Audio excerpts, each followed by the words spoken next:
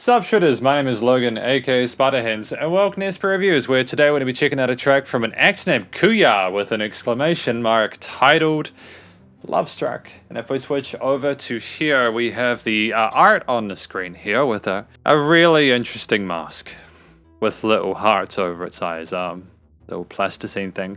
We're going to listen through this track from start to finish, and we're going to hear what we think. Let's go.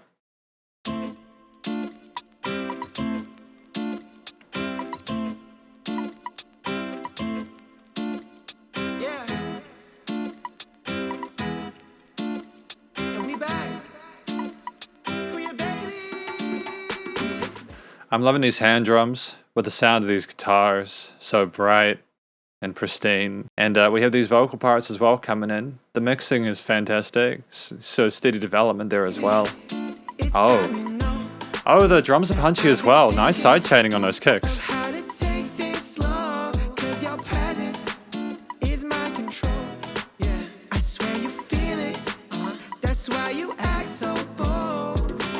Really interesting backing harmonies there with the vocals. This melodic or harmonic minor we've got going with this key sig or scale shape. It's fantastic with the guitar parts. Steel strings are nice and bright, but not too bright. The EQing is done well. Oh, and bass now. We really are developing it one set of four at a time, aren't we?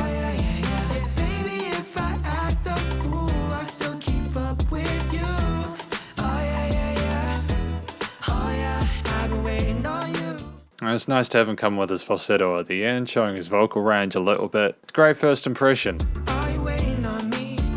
I need more than a clue. I need your everything. Let the rhythm come through and feel the bass move your feet. Rock your body with me and keep on.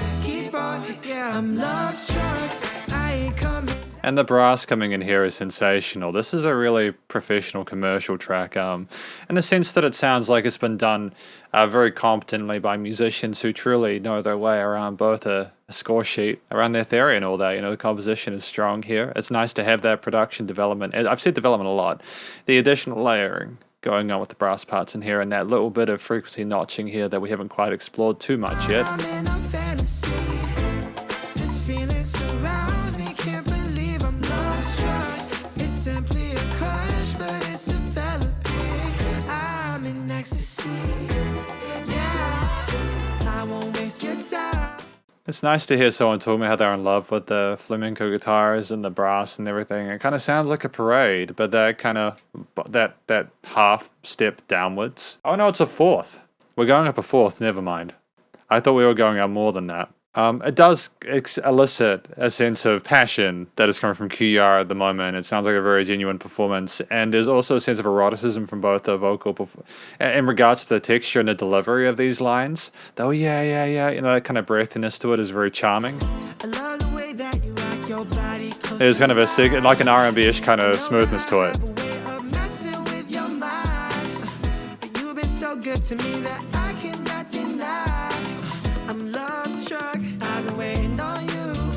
Are you waiting on me? I need more than a clue. I need your everything. Let the rhythm come through and feel the bass move your feet. Rock your body with me. Really simple bass line as well. Boom, boom, boom, boom, boom, boom. You really don't need to overcomplicate the bass line in a song like this where you've already got so much change going on in the upper registers with the voice as well as... Is that a cajon, actually? It might actually be a cajon. Keep on, yeah, I'm love struck. I ain't coming down. I'm in a Or was that a bridge going into the hook? This feeling I don't know. surrounds me. Can't believe I'm love struck. It's simply a crush, but it's developing. I'm in ecstasy. Yeah, I'm feeling you. Oh, it's nice to have the lady coming in here. I enjoy it that it's nice to have the other side of the equation. That's smart.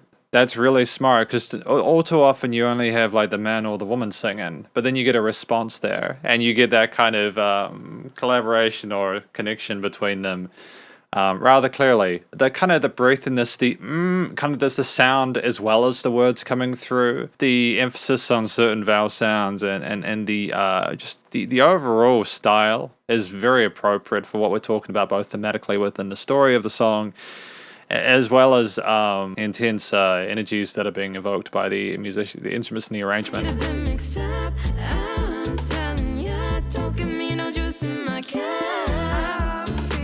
Oh, back and forth.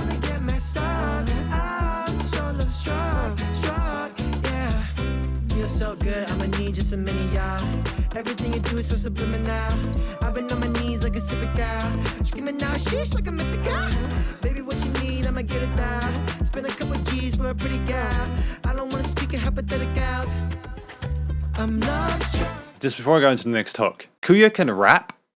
What? Because he got those sensational vocals, the singing, the voicing. The performance has been solid up until now, but we got that rhythmic percussive flow going on here. And I like how as he continues to sort of voice himself to this lady, the woman's like, oh yeah? Oh yeah? You know, like they're having a conversation. There's chemistry between the two people involved. It makes it a lot more personal and believable and sucks you into the world a lot better than just having someone just talking as if it's a monologue or something like that. You know, I love that. The words came through nice and clearly in that rapping part. The hook is catchy. You know, continuation of these themes. I love the tails of those trumpets though, or the brass section. I like the little flourishes and vibrato parts that are going on there, a little bit of ornamentation. Just it's just that those little kind of bits of finesse that are exemplified here within Kuya's music.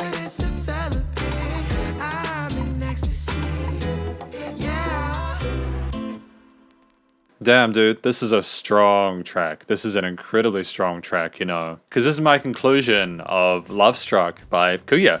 It's been a while since I've heard a single this strong from an independent artist, and that's not, you may be thinking he says it in every review. I don't. There are a lot of tracks that are released nowadays that are competent, both from a vocal perspective, from a songwriting, composition, or arrangement perspective, from like an instrumental performance perspective, especially with a lot of the people using like samples and stuff like that nowadays, where you can just kind of key it in and quantize it and humanize it to a grid. And then, of course, you've got production here. Where there are so many different tools and toys that you can play with in regards to getting your music to sound like A grade, like it's ready for release. You know, which by the way, Kuya's stuff is on various digital streaming platforms at this point in time. I'm reviewing this before its official release, but it'll be out by the time you watch this. So if you enjoyed the song, please do check his other work. Just to clarify, just the conclusion, quote unquote. I think that Kuya has told a story that a lot of people will be able to relate to about being love struck with someone, about that crush going into something more, the passion there, what they want to do with that person, how they feel about that person.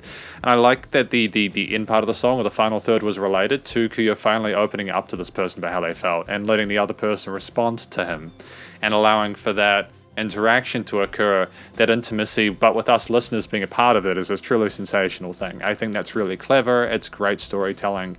And the way that Kuya sung, along with the lady vocalist, I'm not sure what her name is. I assume that maybe they're like part of the same group or something like that. I'm not sure, but it's okay either way. Look, Kuya has got great vocal technique. Both singers had phenomenal vocal technique. They had a different approach to the emphasis and like the wording of things and the way they pronounce the words and express themselves. You know, Kuya was a bit more assertive. The lady was a little bit more kind of like, oh, okay, you really feel that way about me. Oh, okay, well, this is what we got here going on. You know what I mean?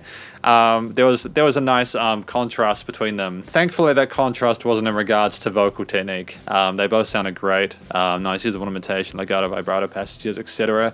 There was interesting attention to dynamic range as well as the energy levels present in the performance itself. We didn't over-egg the pudding, so to speak. We didn't go too hard on the mic. We allowed ourselves to have a sensual sensitivity to it, whilst also not being monotonous.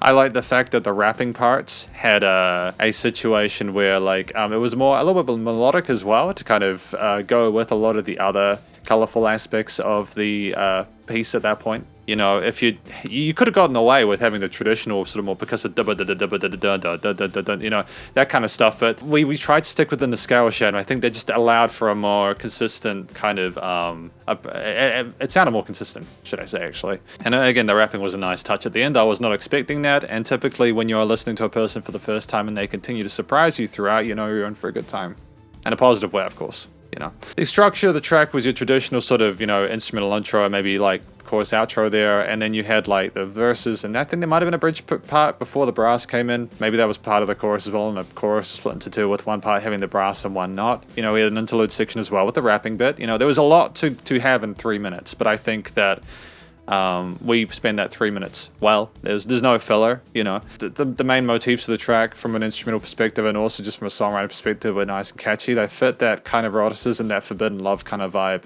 quite well. There wasn't a lot of crazy extensions or you know, like in the harmonies there. We had the traditional kind of Latin American kind of you know, chord progressions there. Oh no, hang on. I think I was confusing myself with the triads that we hear in the arrangement.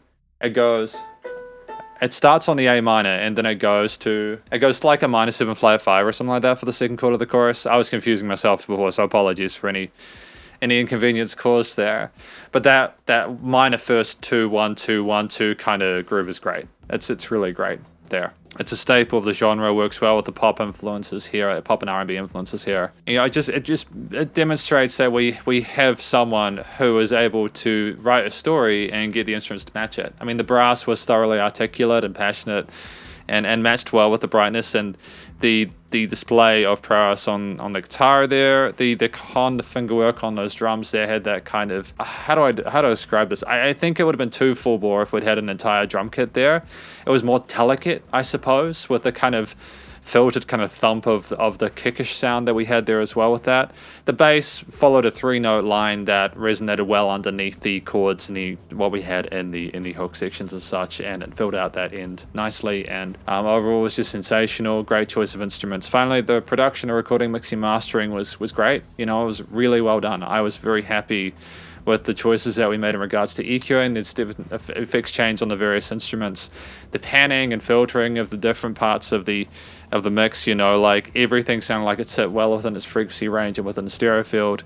The limiting compression on this track was great. Yeah, it's real. This is ready for release, and I think that again, for a first impression of Kuya's work, I'm very happy with it. I wish Kuya and everyone else involved the best of luck in future, but I don't think they'll need it because they've absolutely got something special going on, and I hope that they continue to capitalize on that and continue to develop themselves and have a lot of fun with music. But anyways, this is effectively my review of Kuya's Lovestruck. Hopefully you enjoyed it. If you did, please do go and show Kuya some love via the various social medias. And again, I think they're on Spotify and all that kind of stuff. And stay cool and stay safe. And please remember to support your local musicians and artists at this point in time, as they need the help more than ever with all the crazy stuff going on in the world. And I will catch you in the next review. Spiderhands out.